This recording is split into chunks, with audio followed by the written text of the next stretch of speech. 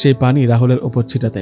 পেতনির কথায় ফুলটা জমজম পানিতে চুবিয়ে রাহুলের ওপরে ছিটাতেই রাহুলের ভেতরে থাকা জিনগুলো ছটফট করতে লাগলো আর বলতে লাগলো, বন্ধ করো এগুলা, শরীর পুড়ে যাচ্ছে, বন্ধ কর। তখন আমি বলে উঠলাম, ঠিক আছে বন্ধ করছি, আগে বল এই পরিবারটাকে ছেড়ে যাবি?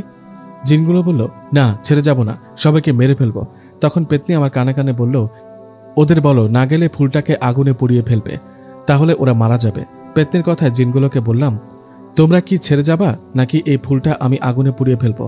আমার কথাটা শুনে এবার জিনগুলো ভয়ে ভয়ে বলে উঠল, না এই কাজ করিস না, ঠিক আছে আমরা ছেড়ে যাচ্ছি, আর কখনো এদের সমস্যা করব না। তবে যাবার আগে একটা কথা বলে যাই, কখনো সুযোগ পেলে তোকে ছাড়বো না। এই বলে জিনগুলো চলে গেল। যাক, অবশেষে কাজ হলো, পরিবারটার সমস্যা থেকে বাঁচল। কাজ শেষ, বাসায় চলে গেলাম। সে রাতে পেতনিকে স্মরণ করলাম, কিন্তু ও আসলো না। এভাবে 2 থেকে 3 দিন পেতনিকে স্মরণ করলাম, কিন্তু ওর কোনো খবর নাই। ও ঠিক আছে তো? তাহলে আমার সাথে দেখা করছে না কেন? হঠাৎ এক রাতের ঘটনা, কিছুদিন ধরে পেতনির কোনো খবর নেই। ওর সাথে আবার খারাপ কিছু হয়নি তো? মন খারাপ করে বসে থাকতাম, কতবার যে স্মরণ করেছি, তাও আসলো না। হঠাৎ কি হলো ওর? যাই হোক, এভাবে কিছুদিন চলে গেল। হঠাৎ এক রাতের ঘটনা, রাত কয়টা বাজে জানি না, কেন জানি না হঠাৎ ঘুম ভেঙে গেল। ঘুমটা ভাঙতেই নাকে একটা সুঘ্রাণ ভেসে আসলো, খুবই সুন্দর গন্ধ। রুমের মধ্যে এত সুঘ্রাণ, এত সুন্দর ঘ্রাণ আসলো কিভাবে? এই ভেবে চোখটা খুলে যা দেখলাম, সেটা দেখে আমি নিজেকে বিশ্বাস করতে পারছি না। আমি দেখলাম আমি একটা বাগানে, চারদিকে সুন্দর সুন্দর ফুল, প্রজাপতি উড়ে বেড়াচ্ছে, চারদিকে ফুলগুলো থেকে সুন্দর সুঘ্রাণ বেরোচ্ছে। আমি কোথায়? একটু আধটু ভয় পেয়ে এদিক সেদিক তাকাচ্ছিলাম। হঠাৎ খেয়াল করলাম কিছু বাচ্চা ছেলে খেলা করছে। আমি এগিয়ে গেলাম বাচ্চাগুলোর কাছে। বাচ্চাগুলো কত সুন্দর! আমাকে দেখে বাচ্চাগুলো হাত ইশারা করে বলল, এদিকে যান। মনের অজান্তে সেদিকে যেতে লাগলাম। সামনে বিশাল এক রাজপ্রাসাদ। হাঁটতে হাঁটতে রাজপ্রাসাদে ঢুকলাম। পুরো রাজপ্রাসাদটা সাজানো, চারদিক থেকে সুঘ্রাণ ভেসে আসছে। আমাকে দেখে সবাই বলা বলি করছে, ও আসছে, ও আসছে, আসুন, আমরা আপনারই অপেক্ষায় আছি। এই বলে 2 জন আমার হাত ধরে একটা বড় চেয়ারে বসালেন। পাশে আরো 2টি চেয়ার রাখা। কি হচ্ছে এসব আমার সাথে? কি দেখছি? মনের অজান্তে কি করছি? এটা কি স্বপ্ন দেখছি না তো? পাশে থাকা একজনকে জিজ্ঞেস করলাম, আমি কোথায়, এটা কোন জায়গা? জবাবে উনি বললেন, জানতে পারবেন একটু পর। ঠিক তখনই একজন বলে উঠলেন, এই তো রানী আসছেন। ওনার মুখে কথাটা শুনে সামনের দিকে তাকিয়ে দেখলাম খুবই সুন্দর সাজানো একটা সুন্দরী মেয়ে এগিয়ে আসছে আমার দিকে। সামনে একটু আগাতেই ভালো করে লক্ষ্য করে দেখলাম, আরে এটা তো অন্য কেউ না, পেতনি। এটা আমি কি দেখছি? পেতনি! ওকে দেখে তো হা হয়ে ওর দিকে তাকিয়েছিলাম। পেতনি আমার সামনে এসে আমার পাশের চেয়ারে বসলেন। আমি এক দৃষ্টিতে ওর দিকে তাকিয়েছিলাম। পেতনি আমার দিকে ঘুরে বলল, কেমন আছো? কি হলো, দেখে অবাক হয়েছ? অবাক হবারই কথা। কোথায় ছিলে এই কয়দিন? কিছুদিন ধরে আসছো না আমার কাছে, কেন? আর এসব কি? তুমি এখানে কেন? এটা কোন জায়গা? কে তুমি? ভয় পেও না, আর অবাক হবারও দরকার নেই। আমি জিনের বাদশার মেয়ে, এই রাজ্যের সকল পরীর রানী। কি? এটা কি সত্যি? হ্যাঁ, এটাই সত্যি। আর এটাও সত্যি, আমি তোমাকে ভালোবাসি। মানে? মানে আমি তোমাকে পছন্দ করি। তোমার মনে আছে প্রথম রাতের কথা? আমি এমনি এমনি তোমার কাছে যাইনি, তোমাকে আমার ভালো লেগেছিল বলেই তোমার কাছে গিয়েছিলাম। কি বলো, তাই নাকি? তুমি খুশি হওনি? সবসময় তো আমাকে বলতা চলো প্রেম করি, আজকে তোমার ইচ্ছাটাই পূরণ হয়েছে। কিছুদিন আগে তুমি যখন মায়াবী জঙ্গলে যাবার জন্য আমাদের রাজ্যে এসেছিলে, তখন তোমাকে বলেছিলাম না বাদশাহ হুজুরকে একটা চিঠি দিতে? সেই চিঠিতে আমি লিখেছিলাম, এই ছেলেটাকে আমি পছন্দ করি বাবা, একে বিয়ে করতে চাই। তুমি যে বাদশাহ হুজুরকে দেখেছো, উনি আমার বাবা। তাই এবার বুঝলাম সেদিন চিঠিটা পড়ার পর কেন আমার দিকে তাকিয়ে মুচকি হেসেছেন। সবাই তোমাকে পছন্দ করেছেন, সবাই বিয়েতে রাজি। পেতনি শোনো, এত কিছু জানার পর আমাকে এখনো পেতনি বলবে? আমাকে নূরজাহান নয়তো পরি বলতে পারো। ওকে, তাহলে এখন থেকে পরি বলবো। আচ্ছা ঠিক আছে, তুমি বললা না তো বিয়েতে রাজি কিনা? আসলে আমার তো বাবা মা আছে, ওদেরকে কি বলবো, কিভাবে বোঝাবো, সেটা নিয়ে চিন্তা করো না। আমার বাবা মানুষ রূপে তোমার মা বাবার কাছে যাবেন, গিয়ে বিয়ের প্রস্তাব দেবে। যদি ওনারা রাজি হন তাহলে তোমার আমার বিয়ে হবে, আর আমি মানুষ রূপে তোমার সাথে সংসার করব। আমি বললাম, যদি বুঝে যায় তখন কি হবে? আরে বুঝবে না, ওসব চিন্তা বাদ দাও, চলো আমাদের রাজ্যে তোমাকে ঘুরে দেখায়। এই বলে পরি আমাকে নিয়ে তার রাজ্যটা ঘুরে দেখাতে লাগলো। কি বলবো, কত সুন্দর জায়গাগুলো, একদম অন্যরকম জগৎ। ঘুরতে ঘুরতে পরি আমাকে বলল, দেখো ওই যে দূরে একটা দ্বীপের মতো দেখতে পাচ্ছ? কি ওটা? ওখানে নিয়ে যাবে নাকি? না বোকা, বাবা বলেন ওই জায়গাটা ভালো না, ওখানে খারাপ জিনদের বসবাস, ওখানে যেতে মানা। ও তাই নাকি? আচ্ছা, আমাকে বাসায় রেখে আসবা কখন? মা বাবা চিন্তা করছে হয়তো। যাবা, চিন্তা নেই, আমি তোমাকে রেখে আসবো। সকাল হবার আগেই কিন্তু নিয়ে যাবা, নইলে মা বাবা চিন্তা করবে। হাসো কেন? তুমি বাড়ি থেকে আসার 7 দিন হলো। মানে কি বলো, পাগল হলো নাকি? এই তো কিছুক্ষণ আগেই আসলাম তোমাদের রাজ্যে। সেটা তোমার মনে হচ্ছে, কিন্তু তুমি জানো না এর মাঝে 7 দিন কেটে গেছে। এখানে না, বাড়িতে গেলে তোমার মা বাবাকে কি বলবা তাই ভাবো। এই বলে পরীর সাথে অনেক সুস্বাদু খাবার খেলাম। এমন মজার খাবার কখনো খাইনি। যাই হোক, খাবার শেষে পরী আমাকে বলল, একটু আরাম করো। পরীর কথায় খুবই নরম একটা বিছানায় শুয়ে আরাম করতে লাগলাম। বিছানাটা এতটাই নরম আর আরামদায়ক ছিল যে কখন ঘুমিয়ে গেছি নিজে জানি না। আমার যখন ঘুম ভেঙে যায় তখন নিজেকে দেখতে পাই আমার রুমে, আমার বাড়িতে। ভয় করছে, মা বাবাকে কি জবাব দেব। যাক, কিছু তো একটা বলতে হবে। ভয়ে ভয়ে রুম থেকে বাইরে বের হলাম। আমাকে দেখে মা বাবা ছোট বোন সবাই অবাক। আমার দিকে এক দৃষ্টিতে তাকিয়ে আছে। কি ব্যাপার, আমার দিকে এভাবে তাকিয়ে আছো কেন? নতুন কিছু দেখলে নাকি? ওরা কিছু বলছে না, তাই আমি বললাম, কি হলো, কি হয়েছে তোমাদের? আমার কথা শুনে মা বলল, তুই কই থেকে বের হলি? কেন, রুম থেকে? আরে তা না হয় বুঝলাম, তুই 7 দিন ধরে নিখোঁজ, কোথায় ছিলি? আসলে হয়েছে কি, হঠাৎ আমার বন্ধুরা বলল, চলো আমরা দূরে কোথাও ঘুরতে যাই। আমি যেতে চাইনি, ওরা জোর করে নিয়ে গেছে। ঘুরতে গিয়ে ফোনটাও হারিয়ে ফেলেছি, তাই যোগাযোগ করতে পারিনি। মা বলল, মিথ্যা বলিস তাই না? না, বিশ্বাস করো। বাবা বলল, জানিস তোকে কত জায়গায় খুঁজেছি, থানায় পর্যন্ত গিয়েছিলাম, কত জায়গায় যে খুঁজেছি। একসময় এক কবিরাজের কাছেও গিয়েছিলাম। কবিরাজ বলল, কি বলেছিল কবিরাজ বাবা বলো? বললেন, তুই নাকি জিনদের রাজ্যে গিয়েছিলি। এক কবিরাজ বলল, এটা কিভাবে হতে পারে? মানুষ হয়ে জিনদের রাজ্যে যাওয়া যায় নাকি? আমি তো বিশ্বাস করিনি। বাবার মুখে কথাগুলো শুনে চমকে উঠলাম, কিন্তু মা বাবাকে কিছু বুঝতে না দিয়ে বলে উঠলাম, আরে বাবা কি যে বলো, মানুষ কি কখনো জিনদের রাজ্যে যেতে পারে বলো? আমি বললাম, সত্যি বলছি, বন্ধুদের সাথে ঘুরতে গিয়েছিলাম। আমার শরীর ভালো না, ফ্রেশ হয়ে ঘুমাবো একটু।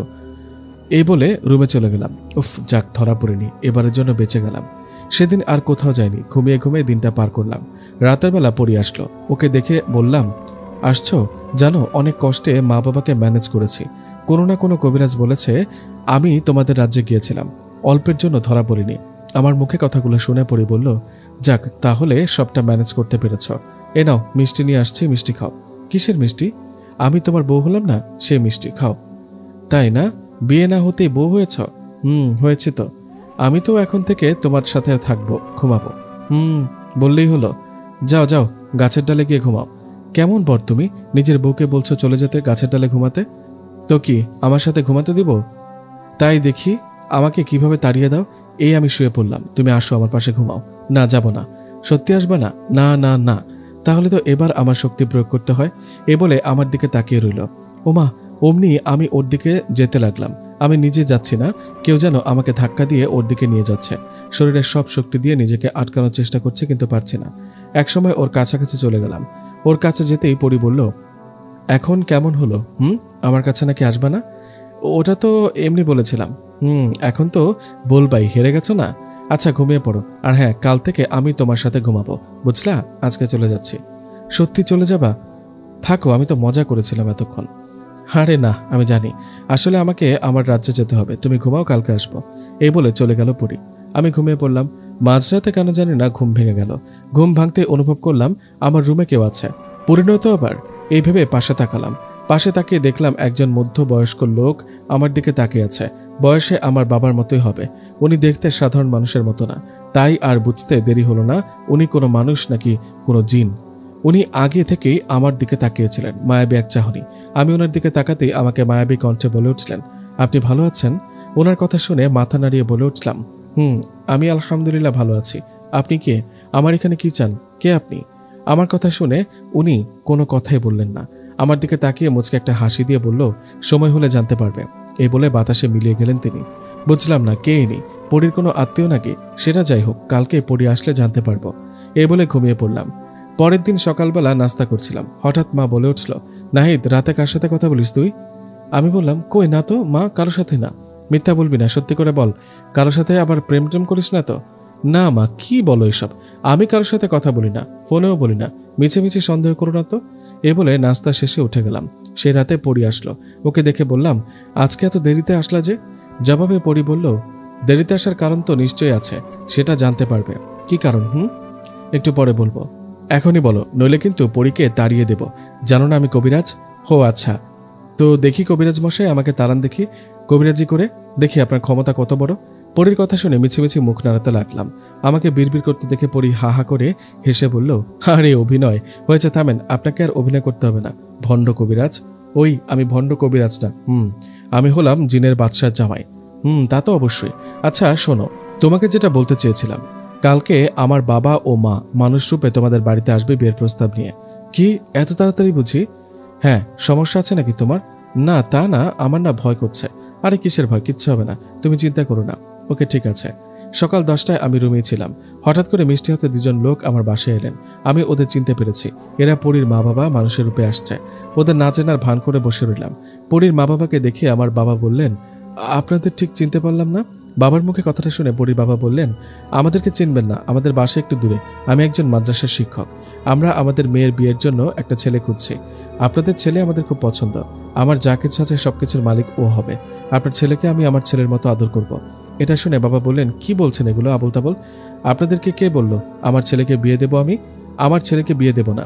কথাটা শুনে পরীর বাবা বললেন, আপনি বুঝতে চেষ্টা করুন, আমার অনেক সোনাদানা ধন সম্পদ আছে, সবকিছুর মালিক ও আপনার ছেলে হবে। আমার মেয়েটা আপনার ছেলেকে পছন্দ করে, প্লিজ হাত জোর করছি ওদের বিয়েটা দিয়ে দিন। ওনার হাত জোড়াজুড়ি দেখে মনে মনে বলছি, হায় রে জিনের বাদশা, একটা সাধারণ মানুষের কাছে হাত জোড়াজুড়ি করছে। ঠিক তখনই বাবা একটা কথা বলে উঠলেন। কথাটা শুনে আমি ও পরীর বাবার দিকে হা হয়ে তাকিয়ে রইলাম। পরীর বাবার মুখে কথাগুলো শুনে বাবা বলে উঠলেন, কি ভেবেছেন আমি এতটাই বোকা? আমি জানি আপনি সাধারণ কোনো মানুষ না, আপনি জিন। আপনি জিন এটা আমি কিভাবে জানলাম, কেমনে জানলাম এটা জিজ্ঞেস করার দরকার নাই। আপনি এক্ষুনি চলে যান আমার বাসা থেকে। বাবার মুখে কথাটা শুনে হা হয়ে ওনার দিকে তাকালাম। কিভাবে জানলো এসব?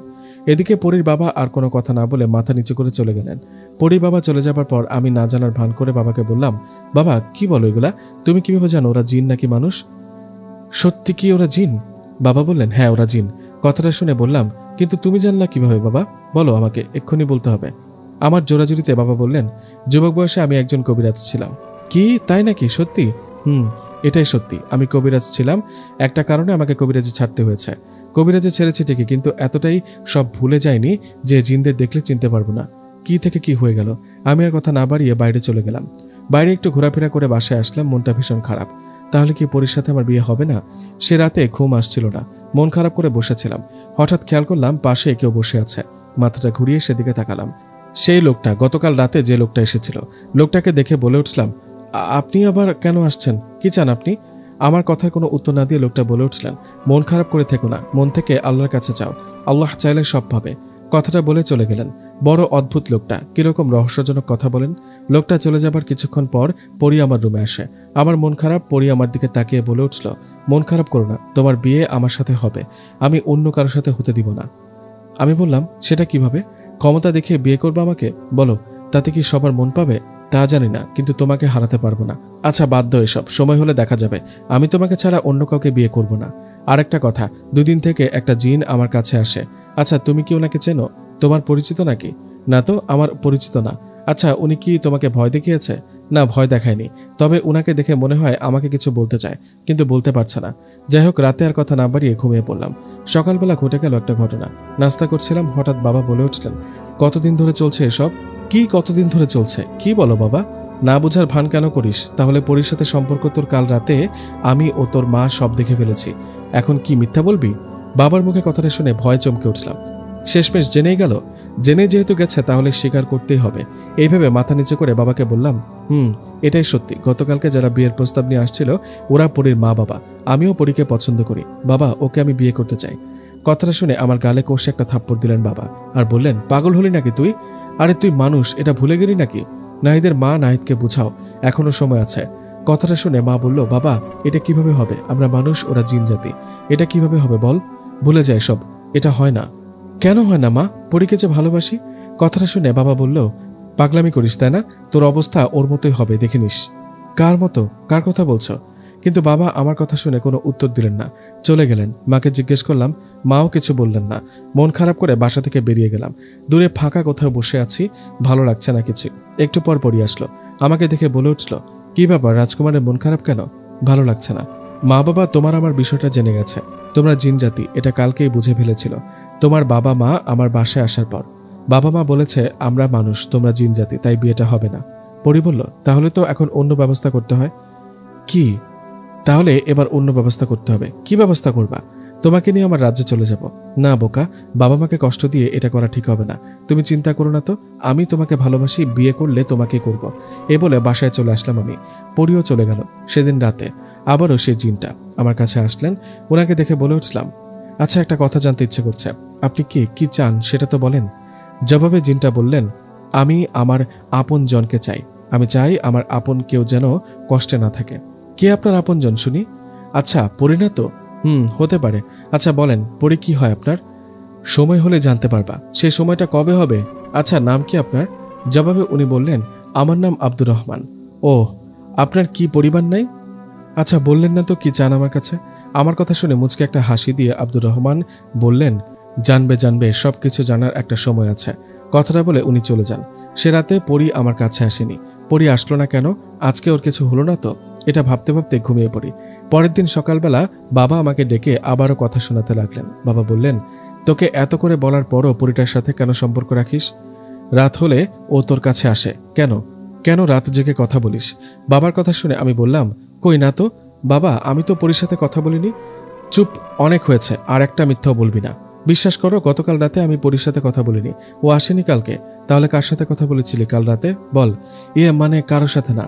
অনেক হয়েছে, এবার আমাকে একটু কিছু করতে হবে প্লিজ বাবা। সত্যি পরির সাথে কথা বলিনি। আসলে কিছুদিন ধরে একজন লোক আমার রুমে আসে। লোক বলতে একজন জিন আসে। কথাটা শুনে পাশে থাকা মা বললেন, কি বলিস জিন মানে? কোন জিন? তোকে কি ভয় দেখায় নাকি? খুলে বল আমাদেরকে। মায়ের কথা শুনে আমি বললাম, না মা, আসলে বিষয়টা তেমন কিছু না। জিনটা আমার কাছে আসে, আমার কোনো ক্ষতি করে না। বড় অদ্ভুত অদ্ভুত কথা বলে কি জন্য আমার কাছে আসে সেটা জিজ্ঞেস করলে বলে সময় হলে জানতে পারবে। গতকাল রাতে ওনার নাম জিজ্ঞেস করেছিলাম, তখন উনি বলেছেন ওনার নাম আব্দুর রহমান। আমার মুখে কথাটা শুনে বাবা বললেন, কি নাম বলেছে? ওনার নাম নাকি আব্দুর রহমান? আমার মুখে নামটা শুনে বাবা মা দুজনেই চমকে গেলেন। একজন আরেকজনের দিকে তাকিয়ে বললেন, আব্দুর রহমান? না, এটা হতে পারে না। উনি কেন তোর কাছে আসেন? উনি কি চান? বাবার মুখে কথাটা শুনে বললাম, কি ব্যাপার বাবা, তুমিও মা ওনার নাম শুনে চমকে উঠলে কেন? চেনো নাকি ওনাকে? জবাবে বাবা বললেন, একটা খুনিকে না চেনার কি আছে? মানে কি বলো, কে খুনি? সেটা তো জানতে হবে না, শুধু একটা কথা জেনে রাখ, পরির সাথে তোর কোনো সম্পর্ক যেন না থাকে। আর রাতে আব্দুর রহমান জিন আসলে ওনাকে বলবি তোর সামনে যেন আর কখনো না আসে। কেন বাবা, কি সমস্যা? পরি হয়েছে বলে কি ওকে ভালোবাসতে পারি না? না, পারিস না। এগুলো সব মাথা থেকে বের কর। না, তা পারবো না। পরীকে ভুলতে পারবো না। ওকে আমি ভালোবাসি। আমার মুখে কথাটা শুনে আমার গালে জোরে একটা থাপ্পড় দিয়ে বললেন, জীবনটা শেষ করে দিস না। তোর মাও এমন জেদি ছিলেন, বাঁচতে পারলো না। তোর মাকে বাঁচতে দিল না, বেচারি মরেই গেল। বাবার মুখে কথাটা শুনে বলে উঠলাম, কি পাগল হলো নাকি বাবা? কি বলছো আবুল তাবুল? কার মা মারা গেছে? এই তো মা পাশে দাঁড়িয়ে। মা, বাবা কি বলছে এসব? পাগল হলো নাকি? বাবা বলল, আমি তো পাগল। তোমার কথায় আমি রহস্য খুঁজে পাচ্ছি বাবা। বলো তো আসল রহস্য কি? বলো এক্ষুনি। মা বাবাকে বলো আমাকে যেন এক্ষুনি সব খুলে বলে। আমার মুখে কথাটা শুনে বাবা ধমক দিয়ে বলল, কাকে বারবার মা বলিস? ও তোর মা না। মানে কি বলো এগুলা? মা না মানে? আমি ঠিকই বলছি, ও তোর মা না। তাহলে কে উনি? আমি কে? আমার মা কোথায়? তোর মা মারা গেছে তুই যখন অনেক ছোট তখন। কি? মা মারা গেছে? তাহলে তোমরা কারা? আমি তোর আসল বাবা না, আমি তোর মামা। আর যাকে মা বলে জানিস ও তোর মামি। বাবার মুখে কথাগুলো শুনে মাথা ঘুরতে শুরু করলো। মনের অজান্তে চোখের কোণে পানি চলে আসছিল। কান্না ভরা চোখে বাবাকে বলে উঠলাম, এগুলা কি সত্যি বাবা? সব সত্যি। আর এটাও সত্যি, ওই আব্দুর রহমান তোর বাবা। তোর বাবা একজন জিন, তুই জিনের সন্তান। বাবার কথাটা শুনে চমকে উঠে চোখ বড় বড় করে বাবার দিকে তাকিয়ে বললাম, কি? আমি জিনের সন্তান? তাহলে তোমরা আমার মামা মামি হলে কিভাবে? সত্যি, আমরা তোর মামা মামি। তোর মা আমার আপন বোন। তোর মা মানুষ, তোর বাবা জিন, বুঝলি? রাতের বেলা যে আব্দুর রহমান জিন তোর কাছে আসে, উনি তোর বাবা। হয়তো তোকে দেখতে আসে। কি শুনলাম এগুলা? আমার বাবা জিন, আমি জিনের সন্তান। তাহলে আমার মা কোথায়? মা কিভাবে মারা গেলেন? আমার মুখে কথাটা শুনে মামা বললেন, মামা মানে যাকে এতদিন বাবা জানতাম। মামা বললেন, তোর বাবার কারণে। মানে কি বলো? বাবার কারণে মা মারা গেছে কিভাবে? তখন মামা বলতে শুরু করলেন, তাহলে শোন, আমি যখন যুবক ছিলাম তখন অনেক আমল জানতাম। এক কথায় বলতে গেলে আমি ছিলাম নামকরা কবিরাজ। কখনো কারো খারাপ করিনি, সবসময় মানুষের উপকার করেছি। কোনো এক কারণে তোর বাবার সাথে আমার বন্ধুত্ব হয়। তোর বাবা জিন, আমি মানুষ। তোর বাবা আমাকে কবিরাজি করতে সাহায্য করত। এইভাবে দুইজনের মাঝে ভালো বন্ধুত্ব হয়ে যায়। চলতে থাকে দিন। এভাবে কয়েকটা বছর বেশ ভালোই কেটে যায়। কয়েক বছর পর আমি জানতে পারি তোর বাবা আর আমার বোন মানে তোর মা, এদের মাঝে একটা সম্পর্ক চলছে। বিষয়টা জেনে আমি খুব রেগে যাই। আব্দুর রহমান যতই আমার বন্ধু হোক, সে তো মানুষ না, সে জিন। একটা জিনের সাথে আমার বোনের সম্পর্ক মেনে নেই কিভাবে? কিভাবে বা ওর সাথে বিয়ে দেই? এই ঘটনা জানার পর তোর বাবার সাথে আমার বন্ধুত্ব নষ্ট হয়ে যায়। আমি ওদের দুজনের ওপর অনেক রাগ করি, কিন্তু তাও আটকাতে পারিনি।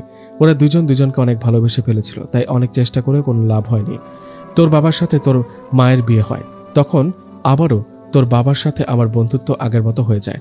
এইভাবে কয়েক মাস কেটে যাবার পর হঠাৎ একদিন আমার কাছে দুজন মানুষ এসে বলে ওনার ছেলেকে জিনে ধরেছে, কোনোভাবেই আটকাতে পারছে না, যখন তখন কিছু একটা করে ফেলতে পারে। লোক দুটার কথা শুনে তোর বাবা আব্দুর রহমান ও আমি চলে যাই সেই লোক দুটোর বাড়িতে। ওনাকে গিয়ে বেশ কিছুক্ষণ দেখাদেখি করে যা জানতে পারলাম যে ছেলেটাকে জিনে ধরেছে, সে ছেলেটা কালো জাদু শিখতে চেয়েছিল। সে চেয়েছিল জিনকে বশে আনতে, কিন্তু সেটা পুরোপুরি করতে না পারায় খারাপ জিনটা ওর পেছনে লাগে, ওর ক্ষতি করতে শুরু করে। এসব ঘটনা দেখার পর আমি তোর বাবাকে বলি, রহমান, এই ছেলেটা খারাপ কাজ করতে গিয়ে এরকম হয়েছে, ও তো পাপের শাস্তি পাচ্ছে। আমি এই ছেলেটার চিকিৎসা করাবো না, ওর শাস্তি পাবার দরকার আছে। আমার মুখে কথাটা শুনে তোর বাবা বলে, না, এটা ঠিক হবে না। ছেলেটা পাপ করেছে ঠিক, কিন্তু ওকে একটা সুযোগ দেয়া দরকার ভালো হবার। তুমি ছেলেটার ওপর জিনটাকে হাজির করো, করে কথা বলে দেখো, তারপর যা করার আমি করছি। তখন তোর বাবার কথা মতো আমি ছেলেটার ওপর জিনটাকে হাজির করি। সে ছিল একটা কাফের জিন, খারাপ জাতির জিন। অনেকে বলাবলি তর্ক করার পর ছেলেটাকে ছাড়তে চাইছিল না। এটা দেখে তোর বাবা বলেন, না ছাড়লে ওকে মেরে ফেলবো, ও বেঁচে থাকলে শুধু মানুষের ক্ষতি করবে। তোর বাবার মুখে কথাটা শুনে বললাম, মেরে ফেলা কি ঠিক হবে? এমনি বোতলবন্দি করি। কিন্তু এদিকে সেই খারাপ জিনটা না ভেবে আমাদেরকে হুমকি দিচ্ছে, ভয় দেখাচ্ছে। তাই উপায় না পেয়ে তোর বাবা সেই খারাপ জিনটাকে মেরে ফেলে। তখন আমরা দুজনেই ভেবেছিলাম সমস্যাটা বুঝি শেষ হলো, আর কোনো সমস্যা হবে না। এর কয়েক মাস পর তুই জন্ম নিলি। তোর জন্মের কয়েক মাস পর সেই যে খারাপ জিনটা ছিল, যাকে তোর বাবা মেরে ফেলেছিল, সে জিনের পরিবার প্রতিশোধ নিতে আমার আর তোমার বাবার কোনো ক্ষতি করতে না পেরে তোর মাকে মেরে ফেলে। এখন বল, তোর মায়ের মৃত্যুর জন্য কে দায়ী? তোর মা মারা যাওয়ায় আমি কবিরাজি ছেড়ে দেই আর তোকে নিজের ছেলের মতো মানুষ করি। তোর বাবার সাথে তখন থেকে আর কোনো কথা বলি না। তখন থেকে বন্ধুত্বটা শেষ হয়ে যায়। মামার মুখে কথাগুলো শুনে চোখ বেয়ে পানি পড়তে লাগলো। কিছু না বলে মামার দিকে তাকিয়ে রইলাম। ঠিক তখনই মামা বললেন, এবার বুঝলি তো জিন জাতিকে কেন দেখতে পারি না? মানুষের সাথে জিনের ভালোবাসা, বিয়ে এসব মানায় না। আর শোন, একটা কথা তোকে বলে রাখি, তোর বিয়ে কোনো পরীর সাথে হবে না। তোর বিয়ে হবে সুমির সাথে, যাকে তুই আপন বোন ভেবেছিলি এতদিন। আমার মেয়ে তোর মামাতো বোন, বুঝলি? তুই আর সুমি যখন ছোট তখন থেকে তোর মামি আর আমার ইচ্ছে বড় হলে তোদের বিয়ে দেব। মামার মুখে কথাটা শুনে চমকে উঠলাম। কি বলে এসব? যাকে এতদিন আপন বোন ভাবতাম, তাকে কিভাবে বিয়ে করব? হোক সে এখন আমার মামাতো বোন। মামার কথা শুনে আমি ও সুমি একে অপরের দিকে তাকিয়ে রইলাম। দুজনেই বেশ অবাক। এটা কিভাবে হতে পারে? পরি ছাড়া আমি কাউকে বিয়ে করতে পারবো না, বুঝলাম মামা? আমার মুখে কথাটা শুনে মামা বললেন, চুপ, বেশি বার বেড়েছিস তাই না? আমি কোনো কথা শুনবো না। সামনের শুক্রবার তোদের বিয়ে দেব, দেখি কে আটকায় আমাকে। শেষমেশ কিনা মামাতো বোনকে বিয়ে করতে হবে, যাকে এতদিন নিজের বোন ভাবতাম। দাঁড়িয়ে দাঁড়িয়ে মামার কথা শুনছি। মামা বলছে, তোর মা মারা যাবার পর থেকে তোকে আমি আর তোর মামি কোলে পিঠে করে মানুষ করেছি, তাই তোর উপর বাবার মতো অধিকার রাখতে পারি। ঠিক তখনই চারিদিকে প্রচণ্ড বাতাস শুরু হলো। হঠাৎ কি হলো মনে হচ্ছে গাছপালা সব ভেঙে পড়বে। ঝড়ের বেগে বাবা চলে আসলেন। সেখানে বাবাকে দেখে মায়াবী দৃষ্টিতে তার দিকে তাকিয়ে রইলাম। বাবারা বুঝি এমনই হয়। কান্না ভরা চোখে বাবার দিকে তাকিয়ে আছি। বাবা এসে মামাকে বললেন, ছোট থেকে কোলে পিঠে মানুষ করলে কি সব অধিকার দেখানো যায়? নাহিদকে যদি ভালোবাসতে, যদি ওকে ছেলে ভাবতে, তাহলে কেন ওর ইচ্ছার বিরুদ্ধে গিয়ে তোমার মেয়ের সাথে বিয়ে দিতে চাচ্ছ? বাবার মুখে কথাগুলো শুনে মামা বলে উঠল, তুমি তুমি কি করতে আসছো? খুনি, তোর ভুলের জন্য আমার বোনটা মরে গেছে।